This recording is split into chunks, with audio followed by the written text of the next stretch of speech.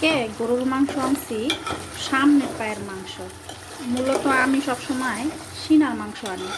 আমার হাড়ওয়ালা মাংস পছন্দ, একদম মানে হাড় ছাড়া মাংস তেমন একটা পছন্দ না, খেতে ভালো লাগে না। কিন্তু আজকে রানের মাংসটা আমার খুব পছন্দ হয়েছে। কিন্তু এরকম একটা হাড্ডি দিয়ে দিচ্ছে, মানে একটা হাড্ডিতেই মনে হয় এনে 250 গ্রাম আছে এই হাড্ডিটা।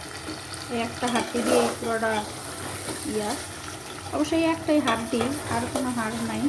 হাড় ছাড়া মাংস, রানের মাংস আবার হাড় ছাড়া হয়, এই জন্য আমি রানের মাংস খুব কম আনি, সিনার মাংসটাই আনার চেষ্টা করি।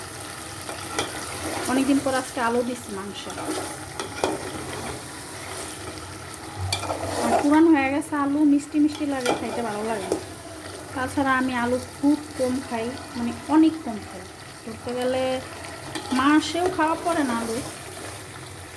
কতদিন পরে মাংস আলু দিচ্ছি আমার নিজেরও মনে হয়। আবার দেওয়ার কারণ আছে, ঘরে আলু থাকলে আলু গেজা হয়ে যায়, আর গেজা আলু খাইতে হয় না। ওটা ডাক্তারে বলে বা বিশেষজ্ঞরা বলে যে এই গেজালা আলু খাওয়া ভালো না। এই জন্য ভাবলাম যে মাংসর মাঝে দিয়ে দিই, অনেকদিন ধরে দেওয়া হয় না। আর এই মাংসটা মানে তেল নেই, সিনার মাংস তো তেল ওঠে নাই। আমি এখন কুসুম গরম পানি দিয়ে দিব, মানে হালকা করে কুসুম গরম পানি করে রাখছি। মাংসটা মুরগির মাংস হোক আর গরুর মাংস হোক, হালকা কুসুম গরম পানি দিলে ভালো হয়, মাংসর স্বাদ ইয়ে হয়, ভালো থাকে।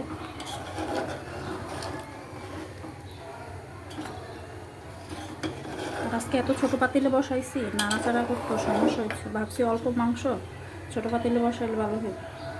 বসানোর পরে দেখি নাড়তে সমস্যা হইতেছে আমার। যাই হোক, হয়ে গেছে।